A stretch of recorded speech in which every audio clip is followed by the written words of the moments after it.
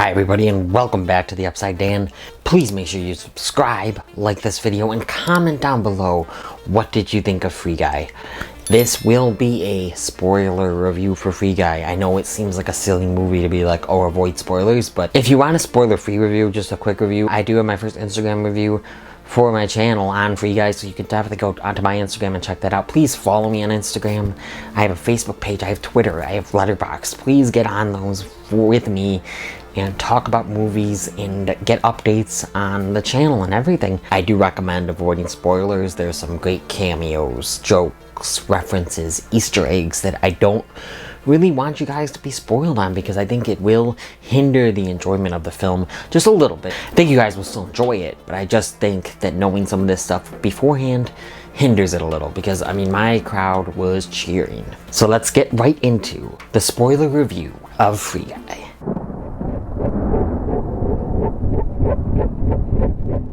A bank teller discovers that he's actually an NPC, a non-playable character for all of you people that do not know video games. Inside a brutal, open-world video game. Free Guy is directed by Shawn Levy and written by Matt Lieberman and Zach Penn. This movie stars Ryan Reynolds, Jodie Comer, Lil Rel Howery, Keery, and Taika Waititi. So my excitement level for this one wasn't too high because the trailers didn't do much for me other than show me that I was really interested in the premise, and I love Ryan Reynolds, and for the most part I like this cast. Keery wasn't much in the trailers, so I was actually, he's in it, the movie way more than that.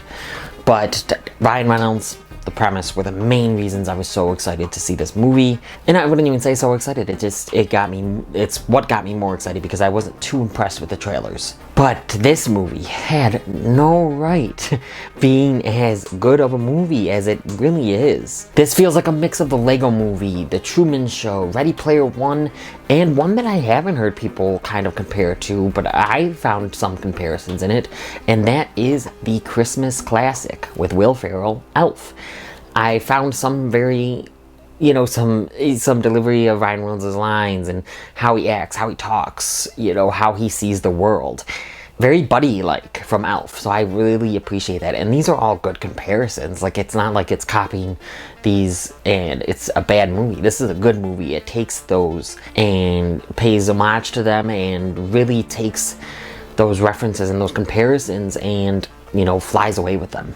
Yeah, I had a lot of fun with this movie. I think a lot of people are having a lot of fun with this. I saw this in 4DX, and wow, is this a fun time in 4DX. But I definitely want to talk about the writing here. Matt Lieberman does a really good job with this script. I was surprised about how well written this film was.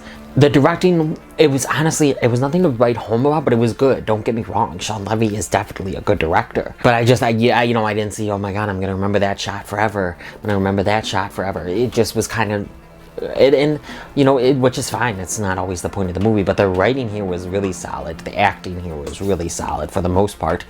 The characters were really good. And in this, it blends a lot of genres. It blends, there's romantic comedy stuff in here, there's action, adventure, video game mayhem, comedy, of course. It's a funny movie. Not all the comedy hits, and yeah, not all the comedy hit for me, definitely. They were trying some stuff and it didn't all work for me, but when it did, it was really funny. It got a couple chuckles out of me, it got some laughs, it got some cheering. Okay, I just gotta get right into this. My crowd was cheering, and this is actually the main thing that I didn't want people to get spoiled on. And that is Chris Evans' cameo, and just cameos in general, but Chris Evans has a cameo in this, and it is hilarious. It's very short, it's just a few lines, and it's perfect. Ryan Reynolds is fighting this other video game character, a bigger version of him, a more buff version of him, and he's losing at first, but then he pulls out a shield. You just see it from the side, and then you see that it's Captain America's shield. The Avengers theme plays, and then it cuts to Chris Evans watching the stream, and like, what the hell? It was just so funny, so perfect, so great seeing Chris Evans. I mean, this is owned by Disney. I was glad that they didn't go overboard with the references to Star Wars, Marvel, Pixar, other Disney properties. I'm glad that they didn't do that, but this scene in this third act was just perfect because after he moves the shield, he has the Hulk arm, he punches him, and then Star Wars music plays and he has a lightsaber. And they fight with a lightsaber. I thought that was really clever, really funny. Definitely a crowd cheering moment. We all cheered when we saw Chris Evans. It was just an amazing moment. It was just a fun time in the movie theater. Channing Tatum, his character is really funny. I thought he's a cameo, a little bit extended, but not much. He is just super funny and energetic. I think Channing Tatum really strives in the comedic roles. It was great to see him. There's other ones. The Rock showed up. Apparently John Krasinski's voice, I didn't notice that. Tina Fey as this video gamer's mom. The video gamer himself, Matt Cardroble, he was really funny when he was in it. Some people may know him. I think you're going to recognize him. And then Tina Fey played his mom. And then I didn't recognize most of them, but there's Twitch players. There's YouTubers in this movie, you know, reacting to this, playing this game. I thought that was really cool. I do think that you're going to get more enjoyment out of this film if you're a gamer. I'm not so much a gamer, but I still got enjoyment. I mean, everyone I think a lot of people are still going to get enjoyment out of this movie.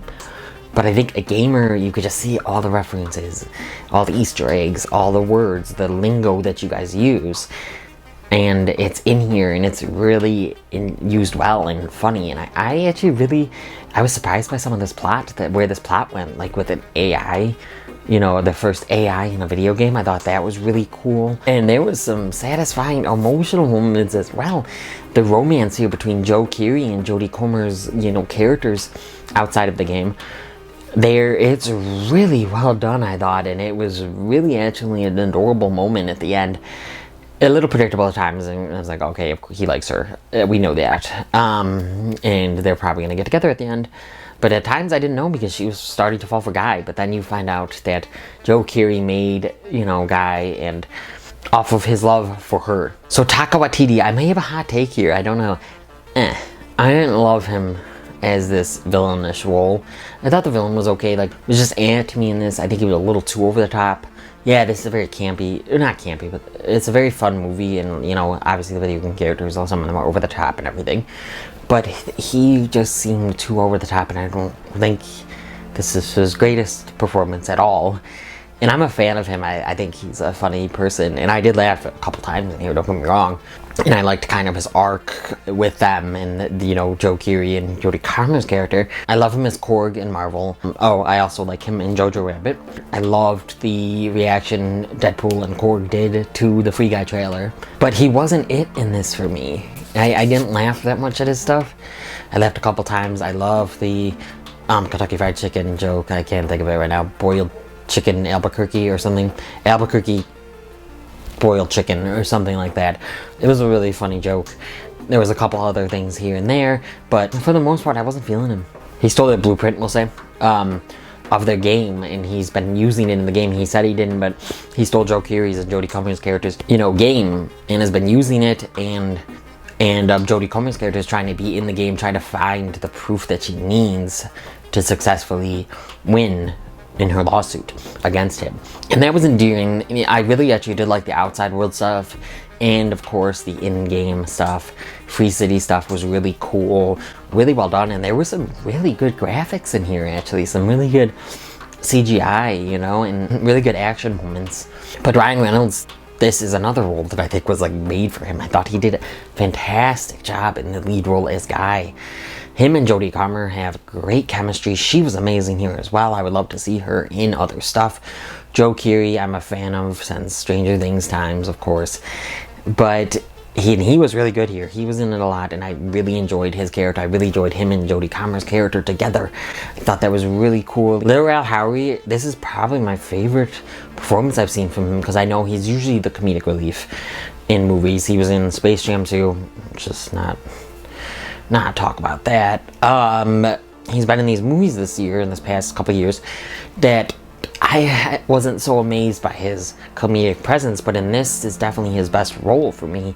I thought he was really funny. I thought that the friendship between him and Ryan Reynolds' character was really well done, and it mirrored, you know, the romance between Jodie Comer and Keery's character at the end with their friendship. So I really enjoyed that aspect of it, and that's what I mean. It was just so much better written than I thought. I was not expecting all these deep themes, these emotional moments, this AI storyline. It was really good and interesting. And like I said, some of the comedy didn't land, some of it did, but I think that the rest of the positives made up for that for me. But yeah, I absolutely love the cameos, the references, the Easter eggs, all of that. That is like my favorite part of this movie.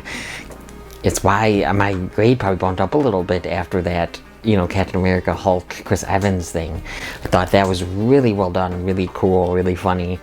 And you even see a Deadpool poster in the background. I thought for a second that there was going to be a Deadpool, like Ryan Reynolds was going to become Deadpool at one point. I thought that there was going to be some reference like that, but you do see a poster. So I thought that was cool. So I definitely think you should go into this not knowing about the twists and turns in the story, but also all these cameos. I mean, obviously this is a spoiler review, and you just watched it, so now you know if you haven't seen it. But the themes here were really, really good. It's like, you know, don't be a background character. Make your own story. Make your own romance. Make your own everything, you know? And it's a really good message to get out there. And I'm down for any sequels that they do. I don't know exactly what they would do. I have ideas, but I'm definitely down for more of this world, especially if they can keep it this good. But what would I give Free Guy?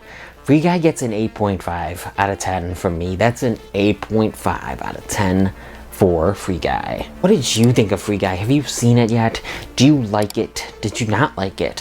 What did you like about it? Do you agree with some of my thoughts? Did you love those cameos? Let me know down in that comment section. Please blow up that comment section.